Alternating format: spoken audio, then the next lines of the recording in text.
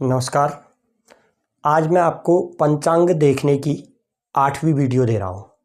8वीं वीडियो में देखिए मैं आपको रात्रिमान, दिनमान और रात्रिमान के विषय में बता रहा हूँ कि दिनमान कैसे निकालते हैं, रात्रिमान कैसे निकालते हैं और इनका प्रयोग कहाँ पर होता है ज्योतिष में। ये थोड़ी बहुत जानकारी मैं आज आपको दे पाऊँगा क्योंकि दिनमान का प्रयोग श्राद्ध निर्णय में भी किया जाता है। जो मैं श्राद्ध निर्णय में एक अलग वीडियो जब बनाऊँगा, श्राद्ध निर्णय में शास्त्रोक्त मत क्या है और ज्योतिषीय मत क्या है, ये इस बारे में ज्योतिष का मत क्या है या शास्त्रों में अन्य श्राद्ध निर्णय के बारे में क्या जानकारी, वो अगली एक वीडियो बनाऊंगा कभी रोज। फिलहाल दिनमान कैसे निकालते हैं, रात्रिमान कैसे निकालते हैं, ये मैं आपको बता रहा हूँ। और दिनमान से कैसे महानिशीत काल निकाला जाता है, कैसे अभिजीत मुहूर्त निकाला जाता है, ये मैं आपको बता रहा हूँ। ठीक है। और पहले आप दिनमान देखिए। हम स्क्रीन पर आप देखिए, हम एक वीडियो में एक पंचांग का वो आपको दे रहे हैं स्क्रीन पर। अब देखिए, इसमें देखिए स्क्रीन में देखिए जो हमने पेज डाला उसमें देखिए दिनमान लिखा हुआ है, अंडरलाइन हमने किया है। इसको देखो, दिख रहा है ना आपको, दिनमान को अंडरलाइन किया हुआ।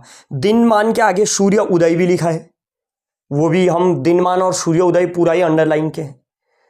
तो दिनमान पंचांगों में देखिए, इस पंचांग में देखिए दिनमान निकाल के दिया है, वहां लिखा है निकाल के।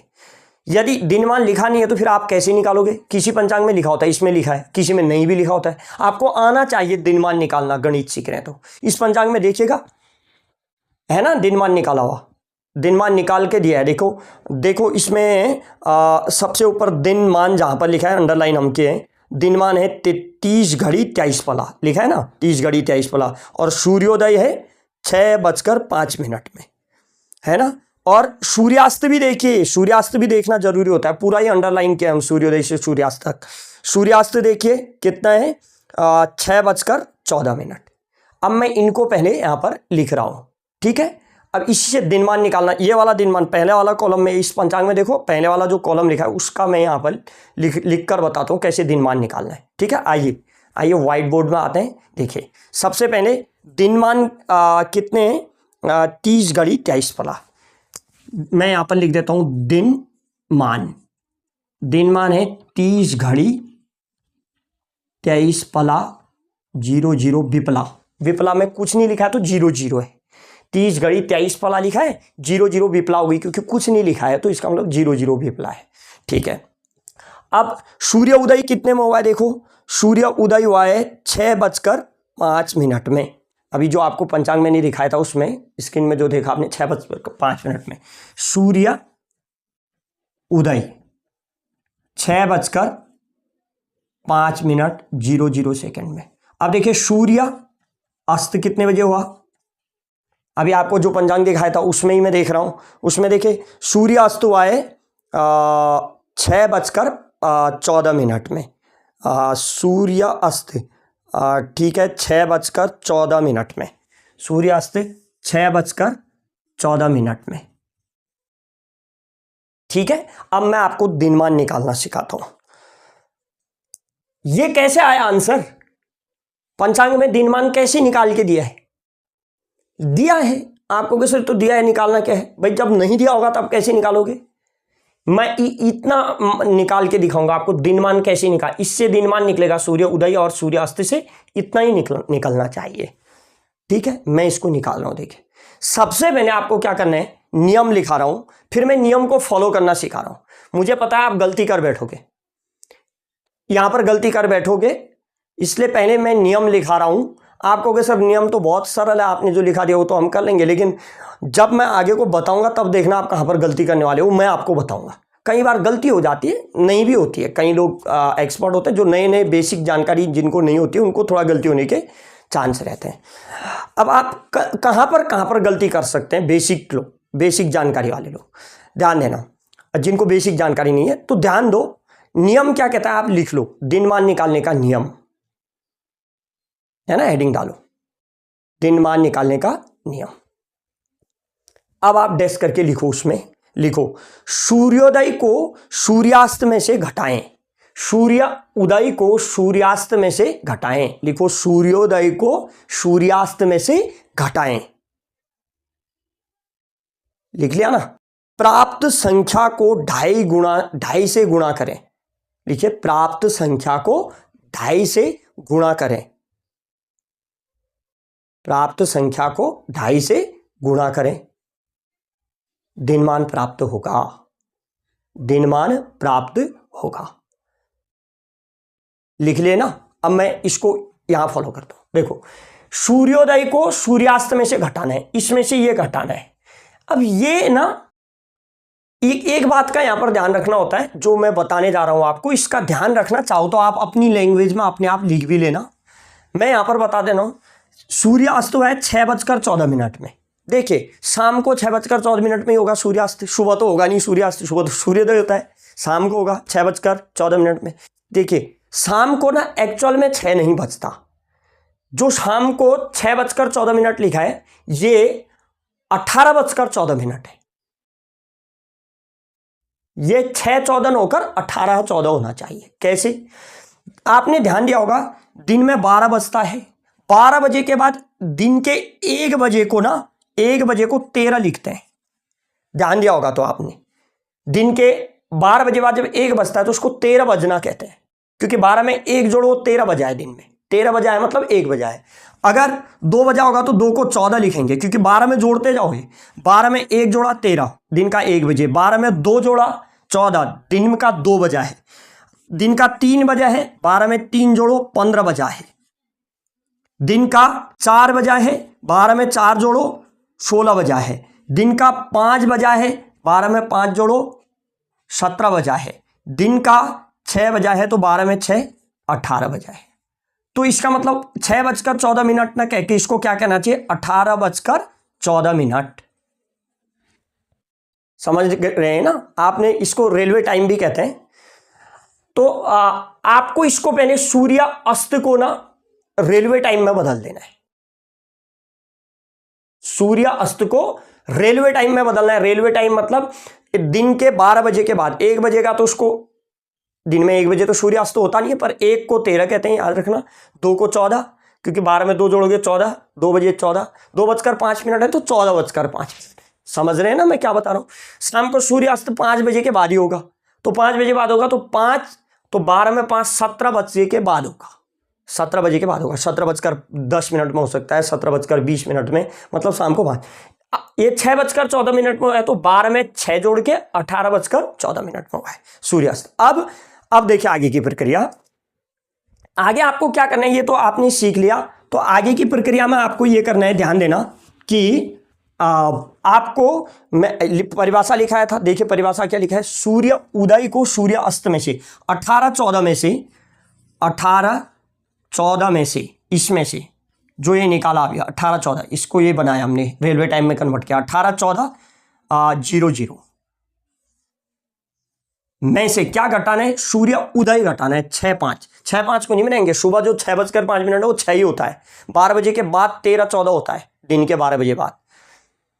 दिन के 12 बजे से पहले वही रहेगा, उसमें कोई अंतर है। तो सुबह का 6 बजे ही रहा, 6:05 माइनस कर दिया। ठीक है, ये क्या है, ये सूर्यास्त है। 18-14 सूर्यास्त है। देखो तो यहां पर लिख दो सूर्य अस्त। ये क्या है, 6-5, यह है सूर्य उदय। यहां पर लिख दो सूर्य उदय। घटाना है, घटा देते हैं। घटाना भी सिखा रहा हूं मैं, बेसिक। देखो घट गया, 14 में से 5 घटाओगे तो 9, 14 में से 5 घटाओगे तो 9। अब यहां पर यह ध्यान रखना है कि माना ये 4 होता तो क्या होता, 4 में से 5 कैसे घटता। फिर यहां से हासिल लेते तो 4 का 64 बनाते, क्योंकि भाई मिनट 60 मिनट होते हैं। यहां से 1 घंटा हासिल लेते तो यहां पर 60 मिनट हासिल लेते, 60 और 4 64 होता। लेकिन यहाँ 14 में से 5, फिर 64 में से 5 घटाते आप 59 आता। तो यहाँ से हासिल लेने के बाद यहाँ 60 ही जोड़ना होता है हासिल में, है ना। घंटा तो वही, यहाँ से 1 घंटा हासिल लोगे, यहाँ तो 18 में से 1 यहाँ 1 घंटा यहाँ हासिल लिया, यहाँ 17 घंटे रहते रहे। मैं एक उदाहरण के तौर पर बता रहा हूँ। यहाँ फिर कितना होता, यहाँ होता आपका यहाँ पर होता आपका 60 प्लस यहाँ पर मान लिया जाए 5 से कम की संख्या होती, तो ये तो 5 है, तो 5 से कम 4 होता, तो 60 प्लस 4 64, क्योंकि यहाँ से 1 घंटा लिया, 1 घंटा बने 60 मिनट। 60 मिनट में यहाँ पर माना ऐसा होता तो 1 मिनट के लिए समझाने के लिए बना रहा हूँ मैं, फिर वापस वही बनाऊंगा। तो यहाँ 4 में से 5 तो घटता नहीं, यहाँ से 1 घंटा लेते तो 60 मिनट, 60 मिनट में 4 मिनट 64 में से घटाते आप, फिर यहाँ 17 में से ही ये घटाते। पर यहाँ पर ऐसा ना होकर यहाँ पर क्या है, यहाँ पर 14 है, 14 में से 5 घट जा रहा है 9। अब 18 में से 6 घटाओ 12। सूर्योदय में से सूर्य अस्त में से सूर्य उदय घटा दिया। अब इसका ढाई गुना करना है। ढाई गुना करने की बहुत आसानी विधि मैं आपको बताने जा रहा हूँ। ढाई गुना करने की आसान विधि लोगों को थोड़ा कठिनाई होती है कहीं, मैं बहुत शॉर्ट विधि बता रहा हूँ आपको, बहुत अच्छी विधि बता रहा हूँ। ढाई गुना करना है तो सबसे पहले क्या करना है, अब इसका ढाई, प्राप्त संख्या का ढाई गुना करना है, इसका ढाई गुना करना है तो पहले 12 9 का ढाई गुना करना है। देखो 12 को 12 लिख देता हूं, 9 मान लिया जाए, मैं 12 9 में 12 9 जोड़ देता, दुगना हो गया ना, हो गया कि नहीं दुगना। भाई मैं किसी को मैं कहूंगा 3 का दुगना करो तो 3 और जोड़ोगे 6, मैं कह रहा हूं 12 9 का दुगना करो तो 12 9 और जोड़ दीजिए, दुगना हो गया।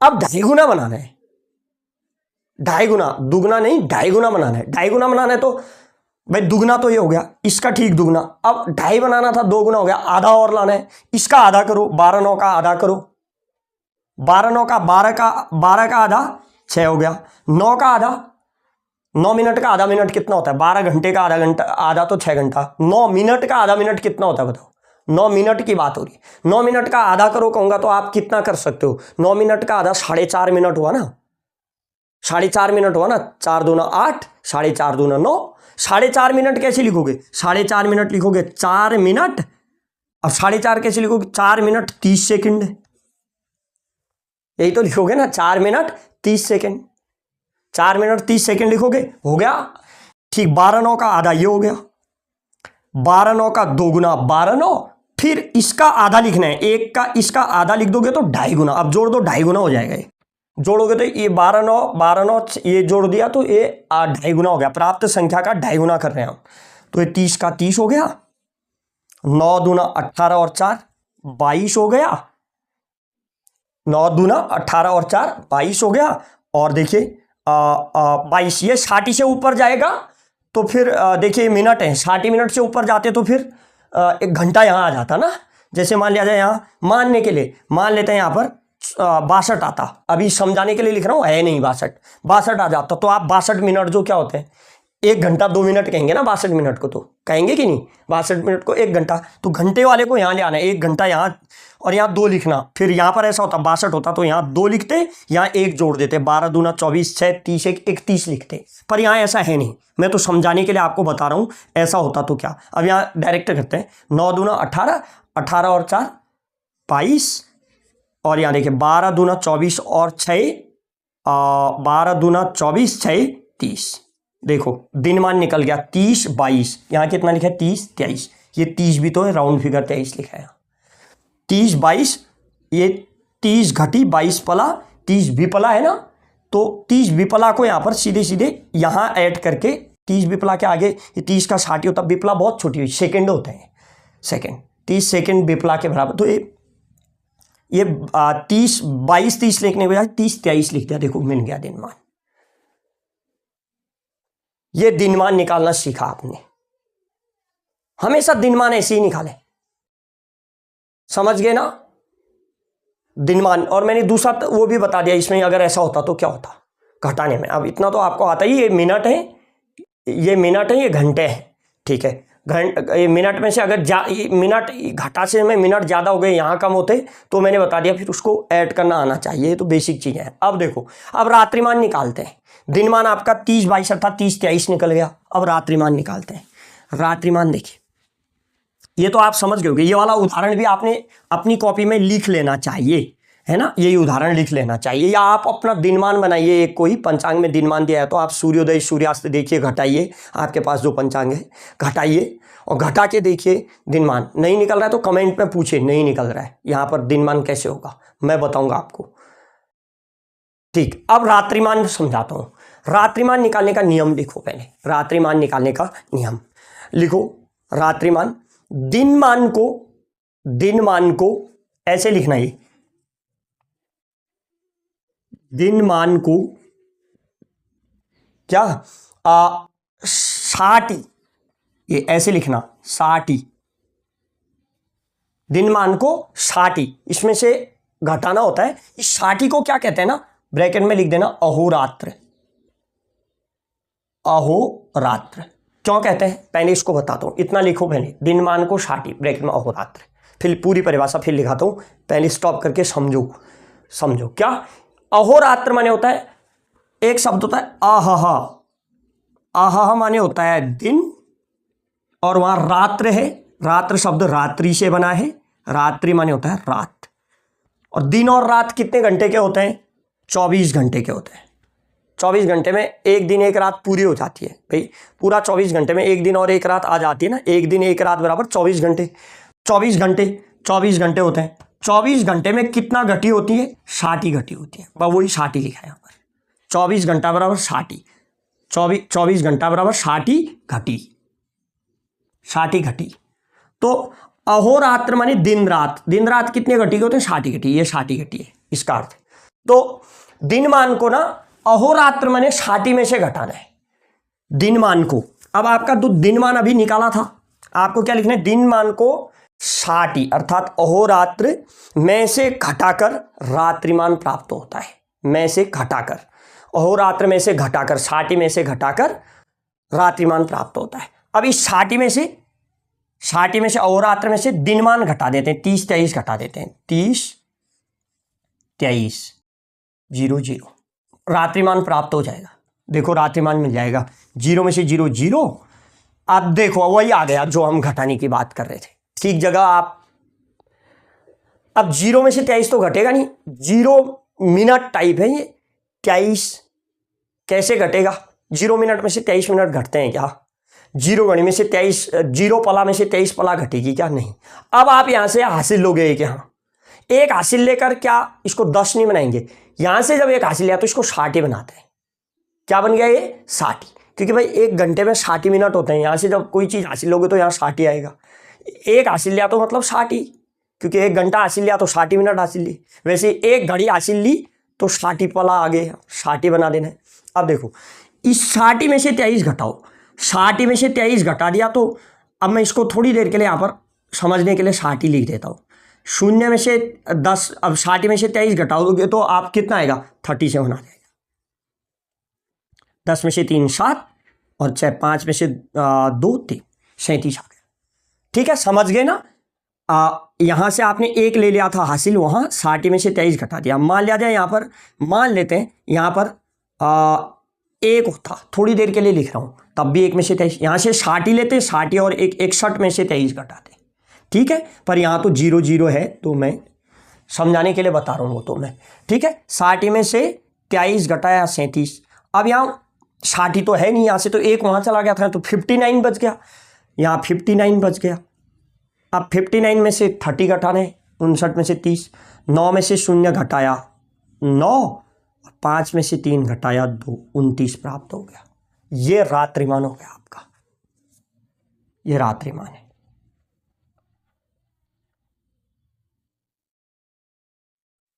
ये रात्रिमान प्राप्त हो गया। दिनमान और रात्रिमान ऐसे निकाला जाता है। अब मैं आपको, अब कुछ चीज़ें और लिखोगे, दिनमान रात्रिमान निकालना तो सिखा दिया मैं आपको, दिनमान और रात्रिमान में कुछ चीज़ें और बताता हूँ, ध्यान से सुनो।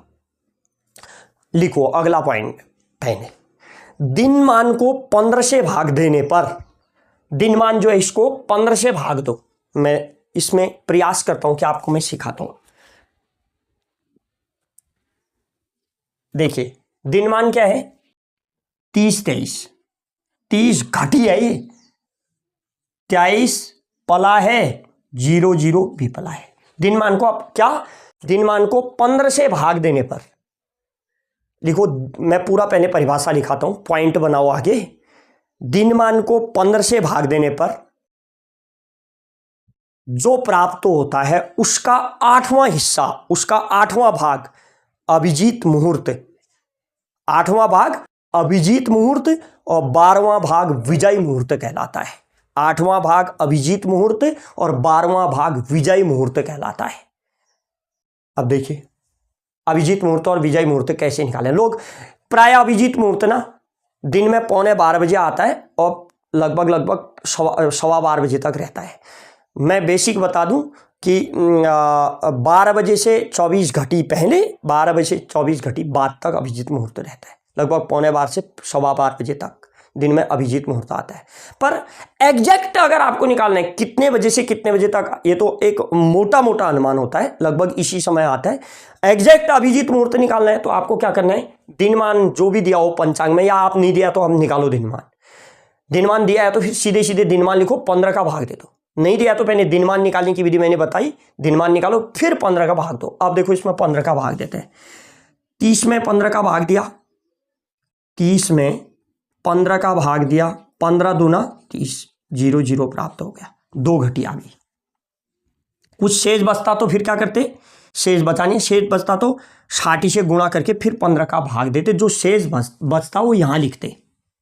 वो पहला वाला वीडियो अगर आप मेरा देखेंगे, पंचांग देखना सीखें घटी पल में परिवर्तित, वहां पर मैंने ये समझाया है। अगर आपने पहला वीडियो नहीं देखा तो पहले वाले वीडियो में जाए, फर्स्ट से देखना शुरू करें, तब ये चीजें समझ में आती हैं। घटी पल को घंटा मिनट में कैसे मतलब, पहले वाली वीडियो में वही वाला मेथड यहाँ काम करता है। 15 दूना 30, 2 घटी प्राप्त हो गई, घटी के नीचे 2। अब यहाँ पर पल लिखूंगा और यहाँ विपल लिखूंगा, घटी पल विपल। अब 23 का हिसाब करते हैं, ठीक है। 30 का तो कंप्लीट हो गया हिसाब, फर्स्ट बार में ही हो गया, कोई शेष नहीं बचा। अब 23 का करते हैं, 23 को 15 से ही भाग देना है।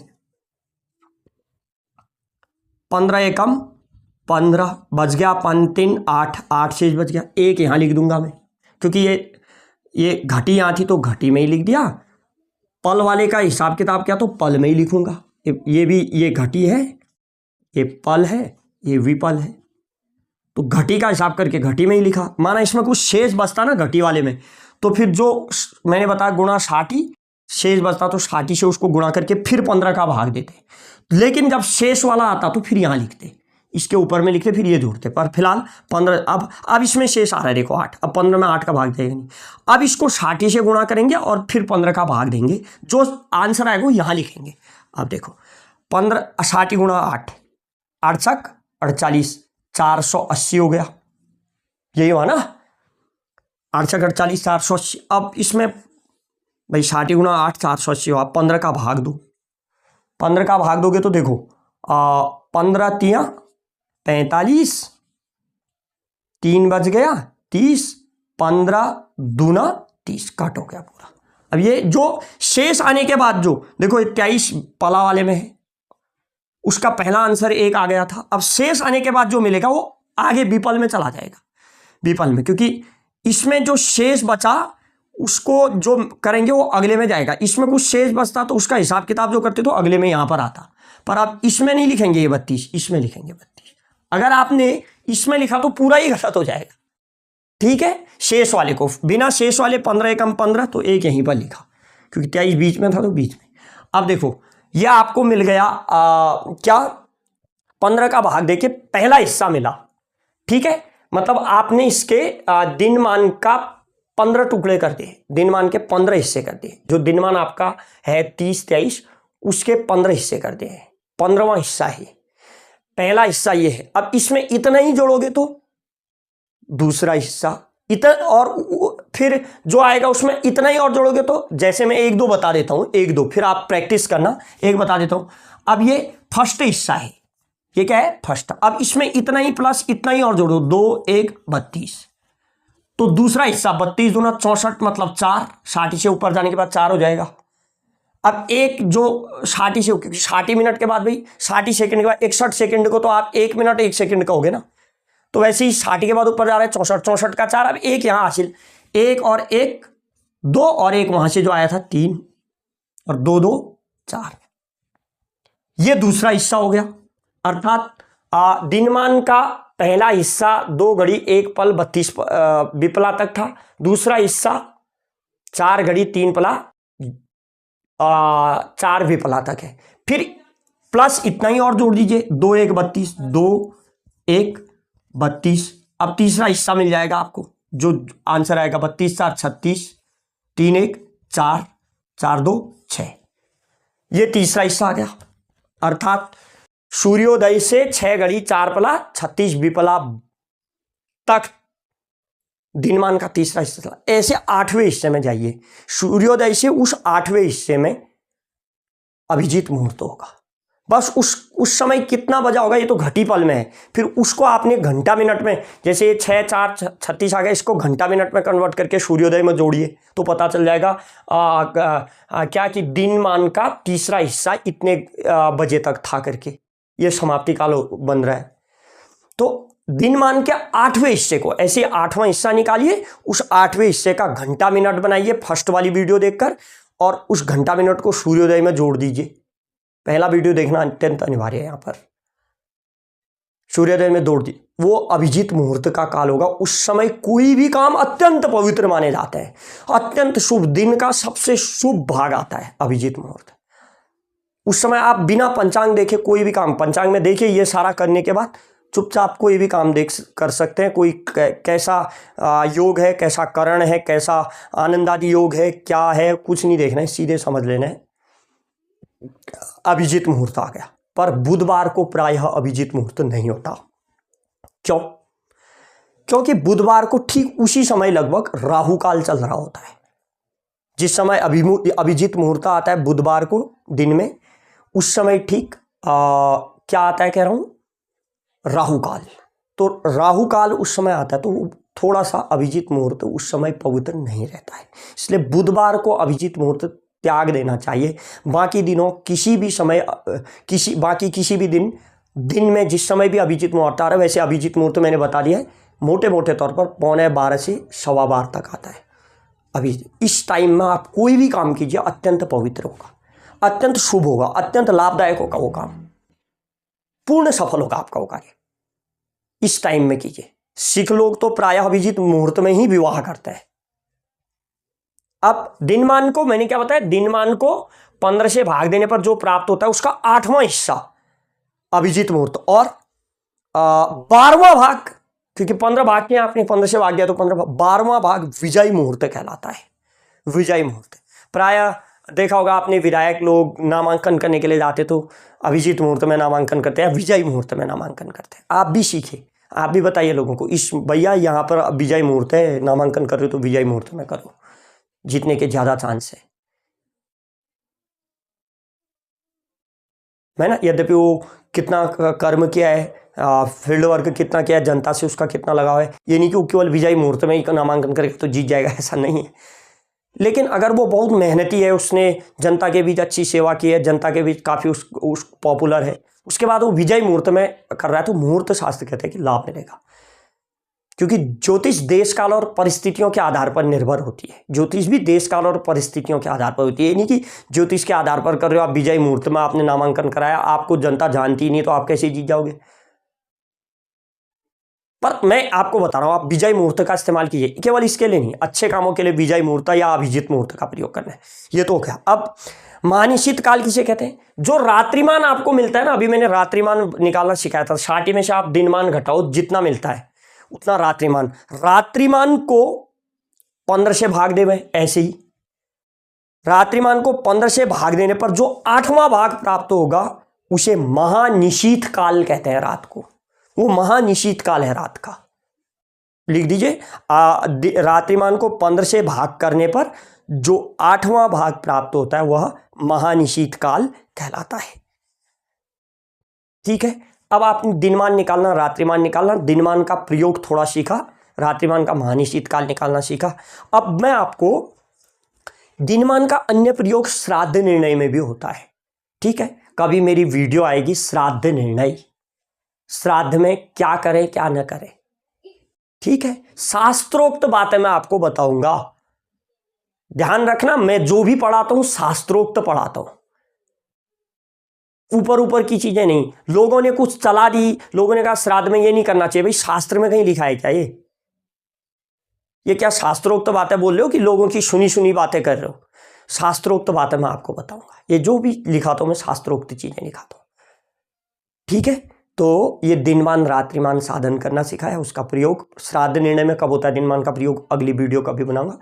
ठीक है, आप हमारी अगली वीडियो का, फिलहाल पंचांग देखने में अधिकांश चीज़ें मैं सिखा चुका हूँ, कुछ चीज़ें पंचांग देखने में और भी सिखाऊंगा। जैसे ही मैं समझूंगा कि मुझे पंचांग देखने में, आपको या तो पंचांग देखने में कहीं पर नहीं आ रहा है समझ में, यहाँ पर मुझे पंचांग देखना नहीं आ रहा, तो आप कमेंट करिए कि जल्दी मैं व्हाट्सअप नंबर देने वाला हूँ आपको एक, उसमें आप लोग हमसे जुड़ें। क्या आप हमसे कहें यहाँ पर पंचांग देखना नहीं आ रहा है, आप सिखाएं, मैं उस पर वीडियो बना सकता हूँ। जब आप पूछोगे तब ना मैं वीडियो बनाऊँगा, है ना। तो जल्दी मैं व्हाट्सअप नंबर दूंगा। फिलहाल आप कमेंट कीजिए कहाँ पर आपको समझ में नहीं आ रहा, तो भी मैं प्रयास करूँगा। वीडियो में कमेंट जरूर कीजिए, लाइक जरूर कीजिए, ठीक है। धन्यवाद।